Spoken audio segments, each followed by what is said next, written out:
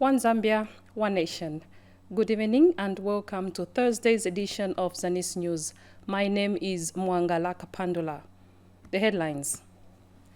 Stakeholders recommend construction of flyover bridges at railway crossing points to avert accidents.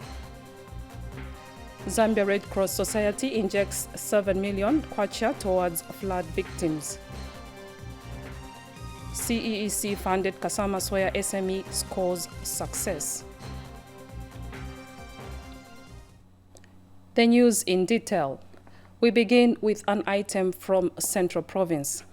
Stakeholders in the road and railway sectors have recommended for the construction of a flyover bridge at Lukanda level crossing along the Kapirimposhi-Ndola Highway as a long-term measure to curb persistent accidents resulting from collisions of motor vehicles with trains. The stakeholders have also resolved to immediately station a flagman to physically direct traffic and install appropriate warning signs on the roadside for motorists approaching the level crossing. Carlos Bunda now brings us the details. Rail and road conflict account for most accidents at Lukanda level crossing point along the Kapirimposhi-Ndola Highway, where recently two Zambia Railways locomotive operators died after a fuel tanker and train collided. This has prompted railway and road stakeholders to devise measures aimed at preventing similar accidents at this railway and road junction. There is immediate need to improve road signage. I think everybody agrees that we can do better in terms of making sure that nobody has an excuse for doing wrong on the road. So road signage was one of the immediate things. Replacement of certain parts. For example, some of the level crossings have actually been dug out by thieves, by vandals. So we've agreed that those should be addressed immediately. For the long term, of course, we're suggesting that as we do, for example, the Lusaka-Ndola dual carriageway, we make sure that at every level crossing we have a flyover bridge. For Petroleum Transporters Association of Zambia, drivers operating trucks should adhere to safety regulations. We do not want to see situations like we saw at Kapiri, where 2 lives were lost. It's unfortunate and regrettable.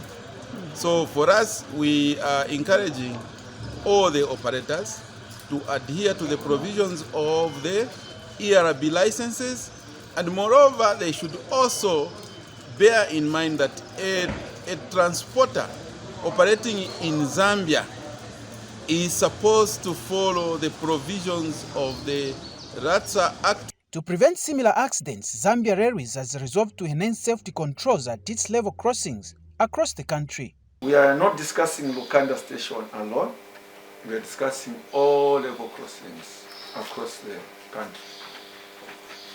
We are lucky on the Tazara line, there is no conflict, railroad conflict. The design was done so well from the beginning. Either the rail is under the road on top or the other way. They don't meet anywhere. We feel it could be the same even on our side. Carlos Bunda, Zanis, Kapirimposhi. We move to Southern Province, where Provincial Minister Cornelius Mwetwa is dismayed at the failure by the police to follow guidelines issued by the Minister of Home Affairs and Internal Security, Jack Mwimbu, on roads and checkpoints. Mr. Mwetwa is saddened with the continued mounting of illegal roadblocks which are denting the image of government, particularly along rural roads that are in a terrible state. Mike Munkombwe has the details in the following report. It has been happening, though illegal, especially in roads that link rural areas, defying Home Affairs Minister's directive on roadblocks. However, Southern Province Minister has sent a serious warning. We therefore urge police across this province to heed the advice of the Minister of Home Affairs.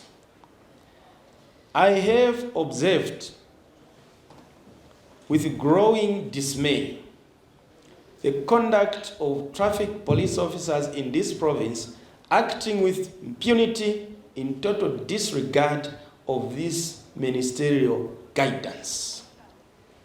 I am therefore directing that the Commissioner for Police in this province puts his house in order across the province in respect of the behavior of traffic police. The minister also wants elected office bearers to work in harmony with the civil servants. You are elected or appointed, you now all have a new mandate, and you must work to ensure that your office is in tandem with the other office bearers, so that together you deliver for the people and on behalf of the president. Zimba District Council Chairperson and Zimba District Commissioner took advantage of the minister's presence to share their challenges. Council is just developing, and we need a lot of infrastructure and offices to operate from.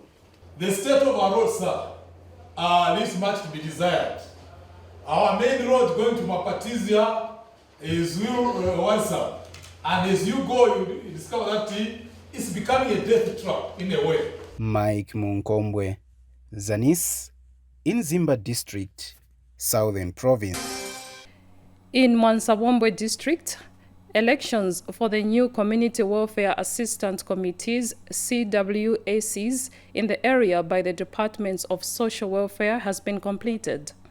Assistant Social Welfare Officer Edmond Kapape says all the 25 CWACs have been established and that the training and the formulation of area coordinating committees, ACCs, will soon start. Lewis Changwe now reports. The Department of Social Welfare in Mwansawombwe District has successfully conducted the elections for the establishment of new Community Welfare Assistance Committees. Officers from Social Welfare and District Welfare Assistance Committee members conducted the elections for 25 new committees. We have formed CWACs in 25 areas. At the moment, we have got 250 CWAC members who have been elected by the people. We hope to form the area coordinating committees, and we are going to train the CWAC so that they are aware of what they are going to be doing during the community meetings. Meanwhile, some traditional leaders have thanked the government for the continuation of social cash transfer program despite change of government. Abantu abengi tuba chustware bachusha mumikalire yakare kwana natuputuka kwatini ibifine kala kene kanono mtu afuirisha mo babomfi babuteko na katwafu apa kalamba twatata sana keko byetingira kuri program bakweba zina ikwaji jabo abantu bane n'okutyo kuteko kulinga bwa hesabu ndama tabakale bayo twashincho kweba kibuteko na kuzokwani ne sonza na kutwaya pombeto tale bombakale buteko kutwaje kwa balanda besu. And District Commissioner Morton Skazo used the occasion to encourage communities to form cooperatives. Kiba filatwale mweba kiba president akainde tabarefwana ngumo kusharira turefwa muishi byati echo mwachingisho obuteko niki shirefwana ngumo kusharira ko kukwata motachi muri bakainde ichirimo jentu pangia ma cooperative na papata emuri ubuyantanshi uma cooperative vu emuri ulupia. Lewis Changwe, Zanis, Mwansawombwe. The Zambia Red Cross Society has injected 7 million kwacha worth of aid to over 500 families affected by floods in Namwala district in Southern Province. This is in an effort to complement government by distributing food and non-food items, shelter, and cash vouchers to flood victims in the district. Details in this report by Juliet Mutale. Early this year, Namwala district in Southern Province experienced flash floods which affected over 500 families.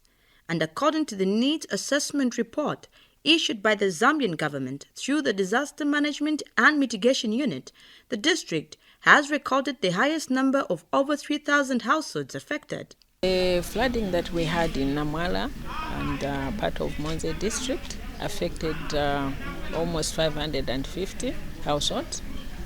Out of the 550 households, we have approximately 320 households that are in tents. Others were affected in terms of their crop being washed away, their foodstuffs which were washed away, and all those people, we've tried to help them, and we are still helping them, especially those that are still in tents.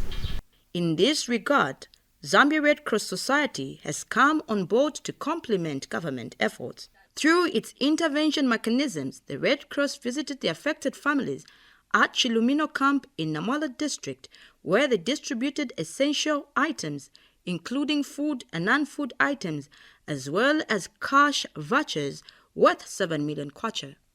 Here in Namwala, Zambia Red Cross is catering for about 500 households.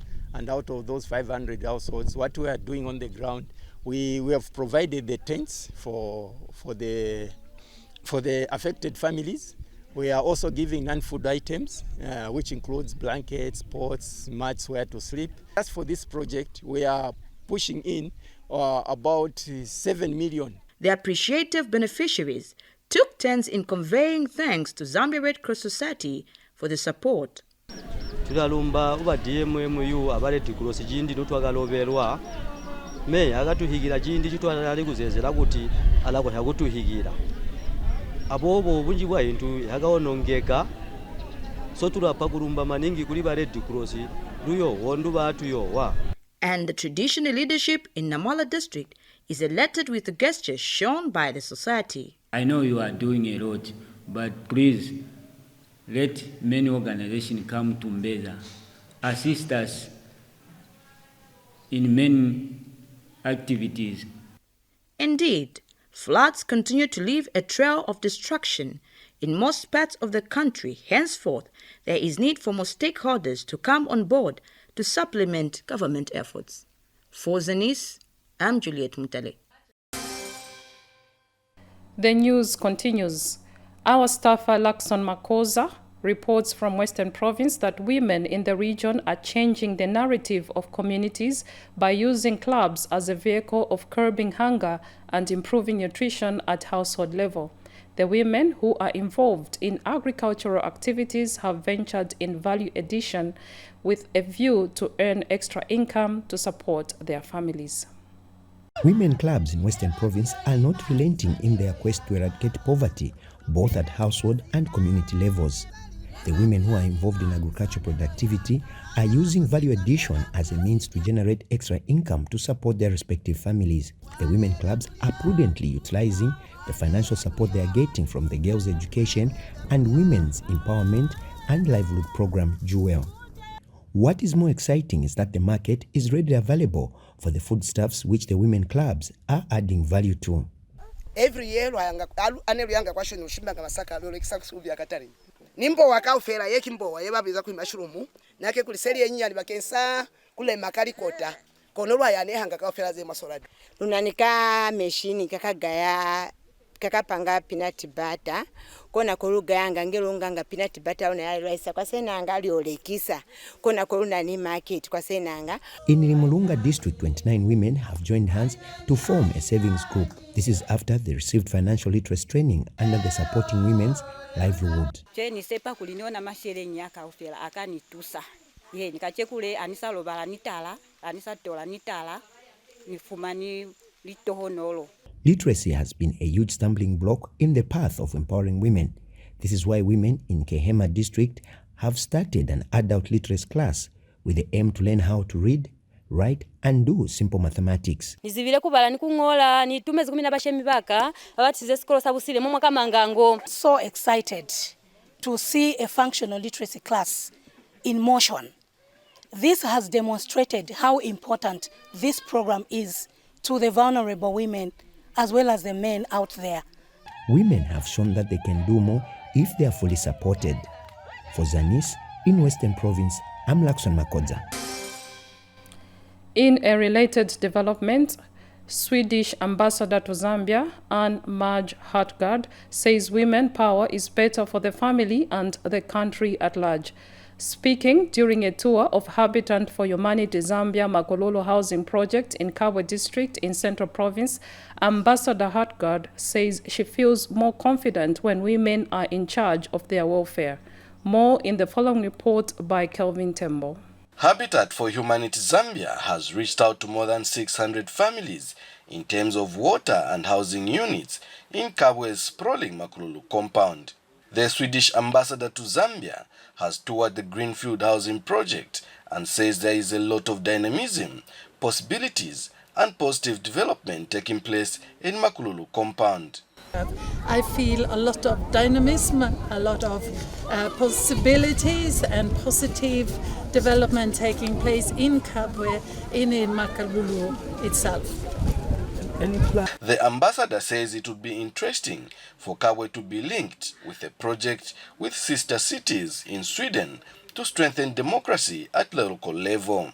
It would be very interesting for Kabwe to be engaged in a project we have with sister cities in Sweden. That could be also something that are supported by Sweden and the Habitat for Humanity Great Britain Chief Executive Officer Tam Kazunga says Makululu presents a lot of possibility to develop, adding that the Makululu housing project is an investment of over 700,000 British pounds. I mean, the overall cost for these projects, of course, you know, we're talking about 115 houses. We're talking about, water. To hand, I'm not sure of the exact price that has been the budget for this particular project. What I will say, though, is the project that we've also supported in other parts of Makululu have come to approximately 700,000 British pounds. And that is to help empower even more families to improve and maintain their housing conditions. Elizabeth Mwamba is one of the beneficiaries of the housing units.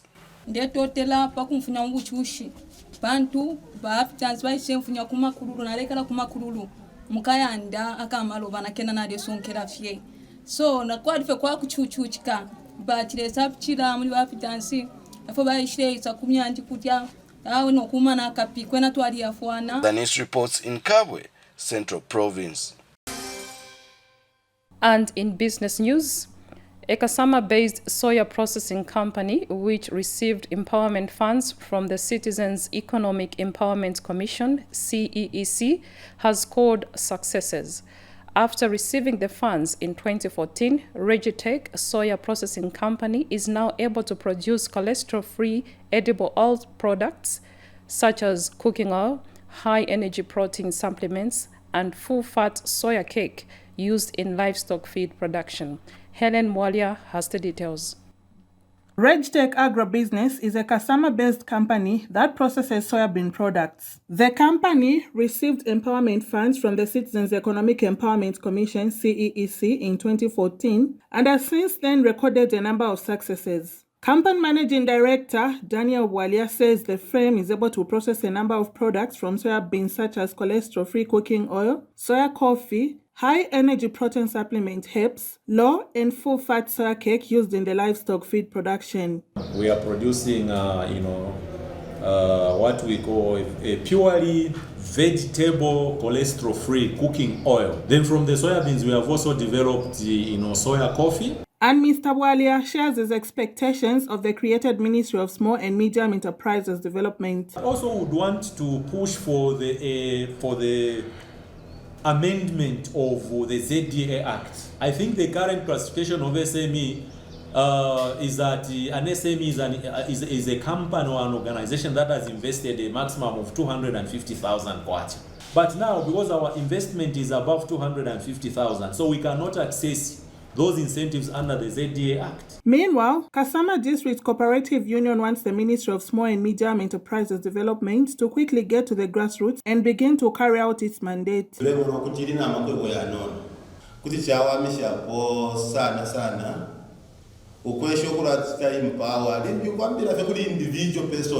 like to urge the youths and women looking at the policies which are on the table by the new Dawn government.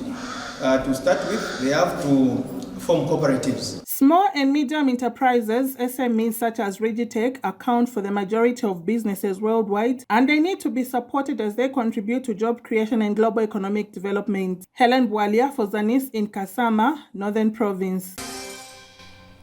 Now, Access to clean and safe drinking water has continued to be a challenge, especially among rural communities in the country due to underground water contamination. But the Global Dry Toilets Association of Finland, with funding from the Finnish government, is changing the narrative by putting up improved sanitary facilities such as dry toilets under the Zambia Dry Country program running from 2021 to 2024. Michelle Olubinda has more in the following report. This is Kalabo village in Katuba constituency of Chibombo district. Villagers here are faced with many challenges, among them lack of access to clean and safe drinking water and sanitary facilities. The village has been recording constant occurrences of typhoid outbreaks due to the contamination of groundwater. Ndalumba bumbi pama toilet aya mlandu wa kwambai muno ndakalinga ndachatwa outbreak ya typhoid. Ano ishishimbushu shomwaleta shakwambai kashiba pachulu mansha alokali enka panshi. Chele shako malwashi ayo enga esa kuchatirisha kwa mansha panshi.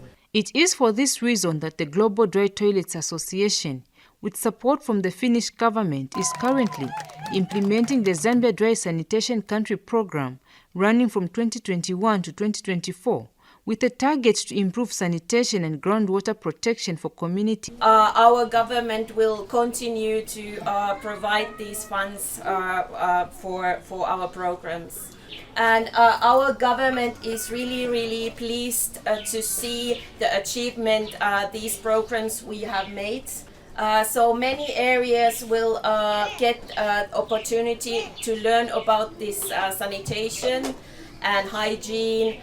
An area member of parliament explained that government values any initiatives targeted at improving water supply and sanitation for vulnerable people, especially in rural areas. Finland has been a great friend to Zambia for many years. And now to see today that the friendship was elevated to a different level. A great milestone indeed, and we are very grateful for that. I want to also emphasize that the new Dawn government puts water and sanitation as one of the greatest priorities in its development agendas. For the implementers, the Network for Environmental Concerns and Solutions, NECOS, the organization will use the project to supplement government efforts in improving sanitation conditions in the country. As NECOS, we are doing in Lusaka district, we are doing also Chibombo and in Chirenje districts. That is Luapula province, Central province and the Lusaka province. All this work, we are simply supplementing government efforts. When always we go for the government, like our mother ministry, who are always very supportive. From the statistics I've given on toilets, not only toilets, we are also supporting solid waste management. Michelle Olubinda for Zanis in Katuba. We end the news on a tourism note. Luapula Chamber of Commerce and Industry has commended government for not abandoning ongoing tourism development projects in Samfya district. Organization President Emmanuel Munsanje says the continuation of the construction of the International Convention Center in Samfya is a clear sign of government's commitment to unselectively develop the country. Godfrey Chikumbi now reports. One of the natural phenomena on Lake Bangweulu, where the water meets the sky. With the white sand beaches, Lake Bangweulu is one of the best tourist attraction sites in the Northern Tourism Circuit. The Workers' Compensation Fund Control Board is constructing an international convention center to help boost tourism in Samfya district. The Luapula Chamber of Commerce and Industry is pleased with government's move to continue with this project. We are so excited that there are projects which haven't been abandoned.